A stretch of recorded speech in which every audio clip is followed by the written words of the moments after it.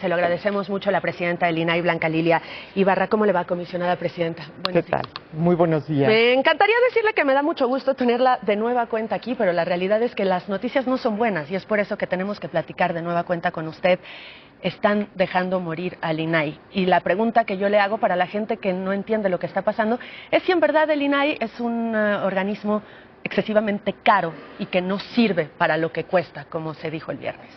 Muchas gracias por la entrevista. En primer lugar, yo quisiera decirte que el INAI sigue vivo, sigue de pie y sigue trabajando para y los mexicanos. El INAI le cuesta mensualmente a cada mexicano menos de 70 centavos. Si comparamos esta cantidad con lo que le cuesta a este país los actos de corrupción, estaríamos hablando de un mundo de dinero. De los cuales nos enteramos, por cierto, en gran medida gracias al INAI. En efecto, estos grandes casos de corrupción en el siglo XX era impensable poder conocerlos. Ahora están visibles para todas las mexicanas y mexicanos. Pero el INAI no solamente sirve para develar casos de corrupción, sirve también para que la gente pueda ejercer la protección de sus datos personales. Esa es la otra vertiente del diseño institucional que tiene este instituto, modelo, por cierto, en el mundo, porque no es casualidad que hoy 5 redes internacionales tengan al INAI en la presidencia de las mismas. Y por eso yo no comparto esta posición. Creo que el INAI no solamente fue creado para darle a los mexicanos esta posibilidad de ejercer el derecho a saber, sino también para que este derecho sea un instrumento llave que permita utilizar otros derechos, como el derecho a la justicia, el derecho a la salud, el derecho a la vivienda. Por eso yo insisto, el INAI sigue vivo y sigue de pie, buscando no solamente dar legitimidad y visibilidad a las acciones de gobierno, sino empoderar a la ciudadanía. Comisionada, ¿hay consigna o negligencia para no tener al INAI funcionando en su plenitud? Yo no podría decirlo porque yo creo en el compromiso democrático de las y los senadores. Está en sus manos el poder nombrar a los comisionados faltantes, porque requiere este país en la democracia no solamente una institución que vele por los derechos humanos de acceder a la información pública y de proteger a los datos personales. ¿Por qué no lo han hecho entonces? Tuvieron un año, lo dijimos hace semanas, hace meses incluso aquí, desde que empezó el 2023. Habían tenido un año los senadores para elegir a los 2 comisionados. Lo hacen, se veta por el presidente, acababa la gestión de otro y con eso se quedaba inoperante el Pleno. ¿Por qué no lo han hecho? Si ya hubo llamados judiciales a que lo hicieran. Esa respuesta seguramente la deben dar las y los senadores, nuestros representantes populares, en quienes hemos confiado, porque el diseño institucional del INAI, que deviene de más de 20 años por una lucha ciudadana, obliga no solamente a cumplir y hacer cumplir lo que está en la Constitución, sino a preservar las instituciones democráticas que este país requiere. Porque estamos hablando no de la defensa de una institución, estamos hablando de 2 derechos fundamentales que están en este momento en riesgo de perderse. ¿Cuál puede ser el futuro en los próximos meses para el INAI ante esta omisión por parte del Congreso? Y estamos a menos de 6 meses de que empiece la discusión del presupuesto, donde podría venir quizá algún castigo con el pretexto de que están inoperantes. Sin duda, el INAI ha acudido a las instancias legales correspondientes.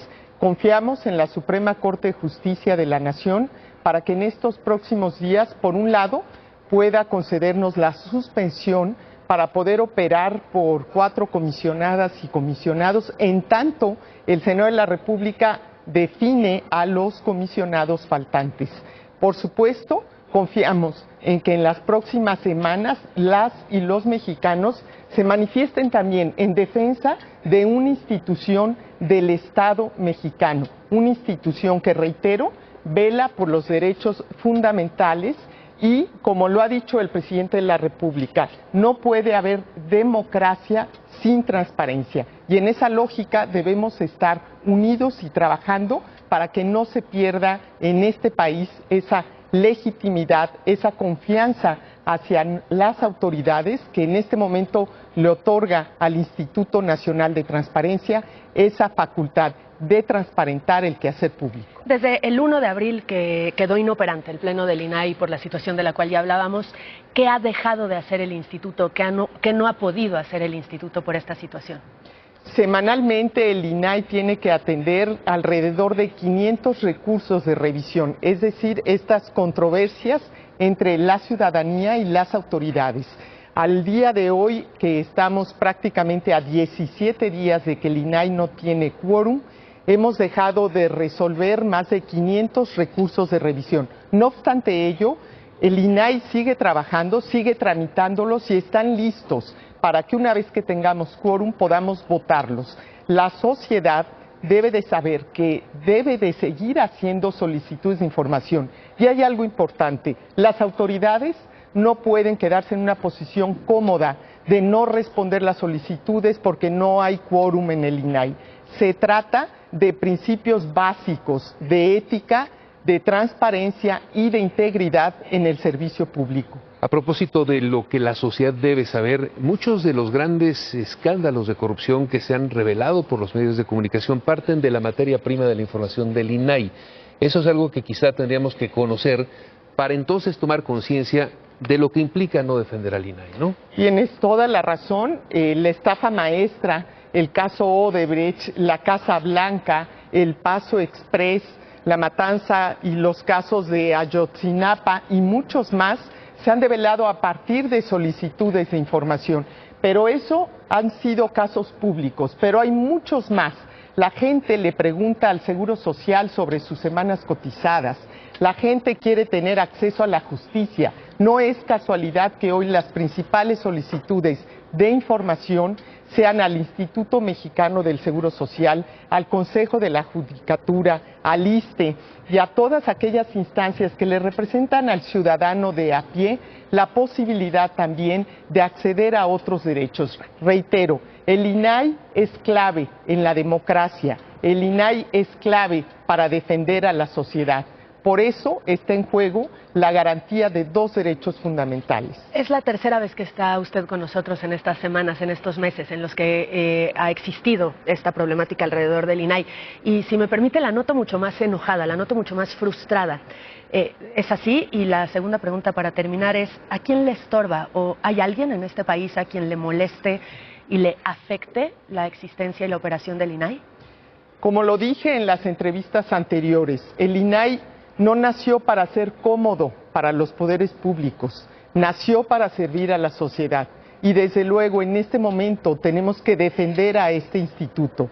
Es lamentable que en un Estado de Derecho no se respete la Constitución, porque ahí están consagrados estos derechos que merecen las y los mexicanos. Y nosotros no nos vamos a detener, vamos a seguir trabajando para lo que fuimos nosotros nombrados, que es para servir a la sociedad, porque aquí es una institución técnica, no política, y en ese sentido debemos responder a esos principios básicos de empoderar a la gente, de darle los instrumentos para poder saber, para poder decidir y para poder elegir.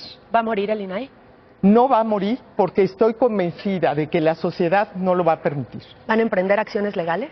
Lo hemos hecho ya a través de la controversia constitucional que está en la mesa de la Suprema Corte de Justicia de la Nación. Muy bien. Blanca Lilia Ibarra, comisionada presidenta, gracias. Estamos al pendiente de la situación, en tanto es algo de absoluto interés para la ciudadanía, más que para los políticos, o en teoría sí debería de ser. Gracias. Muchas gracias por este espacio. Buenos días. 7 de la mañana con 30 minutos, el resumen, Vivi.